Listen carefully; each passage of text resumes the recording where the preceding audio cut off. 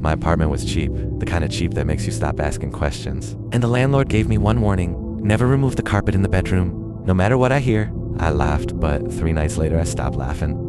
At exactly 3:12 a.m., I awoke to scratching beneath my bed, slow and deliberate like fingernails dragging across old wood. When I sat up, the sound stopped completely and the room went silent. Then a voice whispered from beneath the floor asking if someone was finally living up there.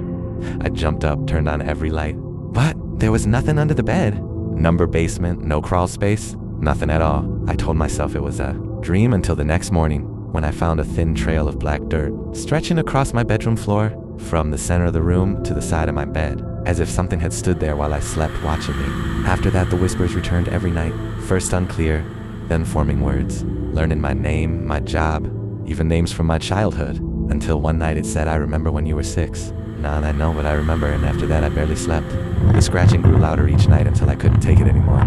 So I grabbed a knife, dropped to my knees, and cut through the carpet. Beneath it was a wooden hatch, old and dark and covered in thousands of deep scratches, and in the center were 3 carved words: "It pretends to." That night the voice changed into a woman's voice, soft and familiar, and I realized it sounded exactly like my mother who died 11 years ago. She whispered, "Sweetheart, it's cold down here," and then asked why I left her alone, speaking in the same tone she used when I was a child.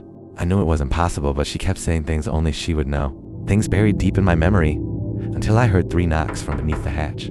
The hatch trembled, the room went silent, and then it slowly opened.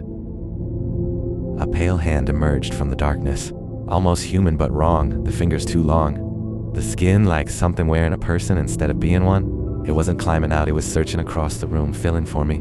I ran, left everything behind, and never went back. The police searched the building but found no hatch, no tunnel, nothing at all, and said there was never anything beneath the floor.